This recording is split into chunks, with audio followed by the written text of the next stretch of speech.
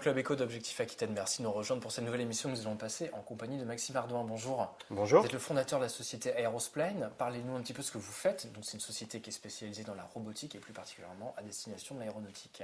Oui, je reviens sur notre historique, c'est la création en 2011 de cette société qui fait de la robotique de production, de construction de structures d'avions. Auparavant, j'avais travaillé dans un groupe industriel qui est le premier constructeur mondial de bords d'attaque sur le front des ailes d'avion en Belgique.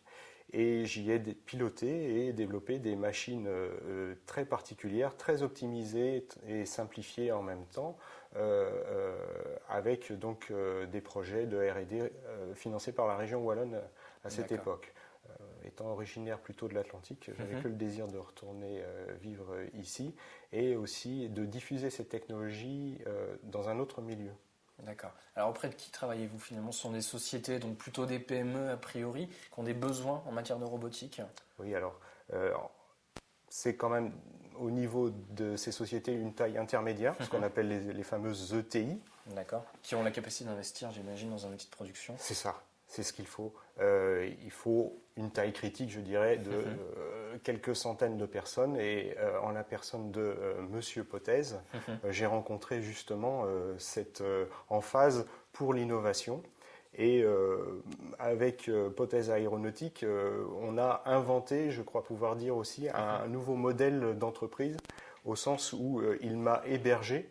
Donc on a créé une forme d'open innovation interne, où la problématique de robotiser, de transformer des process qui sont essentiellement manuels, très traditionnels dans l'aéronautique, vers des procédés mixtes de coopération d'hommes et de robots, où on va supprimer toutes les tâches répétitives qui sont pénibles pour l'homme et qui sont économiquement pénalisantes par rapport à une compétitivité mondiale.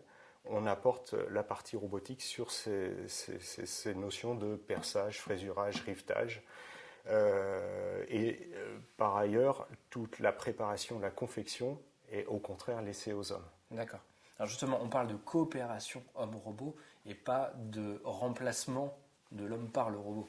Ah, absolument, absolument. Là, c'est une robotique parfaitement intelligente, équilibrée économiquement, calculée.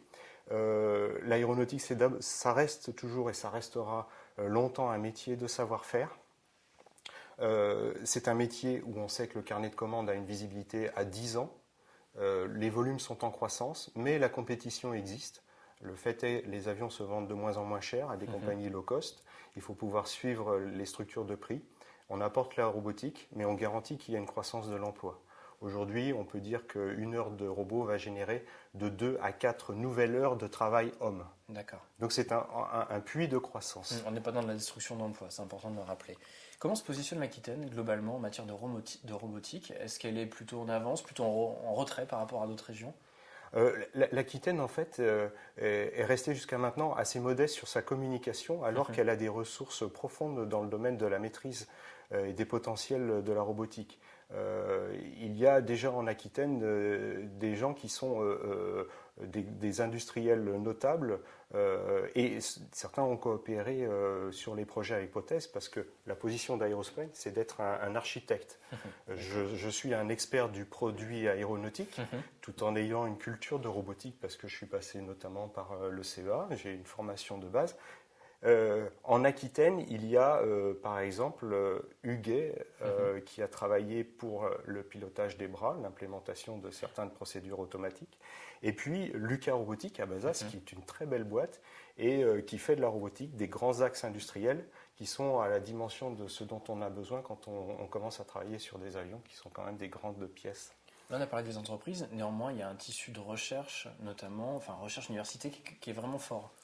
Alors, il y a un tissu de recherche et qui est tourné vers une nouvelle ère robotique. Je pense que l'Aquitaine, je crois pouvoir dire qu'ici on fait une annonce, est en passe d'être pionnière dans le domaine d'une nouvelle robotique que j'appelle l'écobotics. L'écobotics, c'est-à-dire une robotique proche de la problématique environnementale. Je vais citer VT Rover, par exemple, qui travaille dans l'environnement des vignes. R&D Tech qui fournit des drones d'inspection aquatique. Mais la robotique environnementale, c'est celle des villes, c'est celle aussi de l'entreprise. Et l'écobotique, c'est la cobotique aussi. C'est le travail plus rapproché avec l'homme, plus humain, la compréhension. La recherche là-dessus contribue fortement. Il y a l'INRIA qui travaille avec le développement de robots, avec des approches complètement novatrices sur la façon de programmer leur auto-apprentissage, leur compréhension de l'environnement. Et un robot, si vous me posiez la question, qu'est-ce que c'est finalement? D'abord, c'est un objet solide, c'est un objet mobile, mais c'est un objet qui est capable de comprendre l'intention de l'homme qui travaille avec lui. D'accord, c'est pas juste une machine, mais une machine capable effectivement de comprendre. Le mot est important. Voilà, on parle de robot cuisinier, mais bon, un robot de cuisine qui fait le potage, on ne lui demande pas trop de comprendre. Ouais, d'accord. On a parlé de l'INRIA, est-ce qu'il y a d'autres structures effectivement qui sont un petit peu en pointe sur cette thématique? Oui, alors l'Aquitaine est dotée avec l'IPB, mais aussi avec l'université, de centres de recherche sur notamment l'aspect cognitique. C'est comment fonctionne notre cerveau, comment l'homme apprend, et finalement comment on va pouvoir interagir avec des robots pour qu'ils comprennent un peu mieux ce que nous, on a l'intention de leur faire faire, et également comment dans le robot, on va mettre un cerveau virtuel pour que justement, lui aussi s'adapte aux hommes. D'accord. Globalement, 2014, on peut espérer une belle année pour la robotique. Les entreprises s'y intéressent de plus en plus. Oui, sur 2014, je pense que ça va être une explosion. Il y a une émergence que l'on voit avec le CES actuellement, on parle des objets communicants. Sur 2014, il y a une intention du cluster Aquitaine Robotique. Donc vous êtes le vice-président d'ailleurs, je lis ce passage.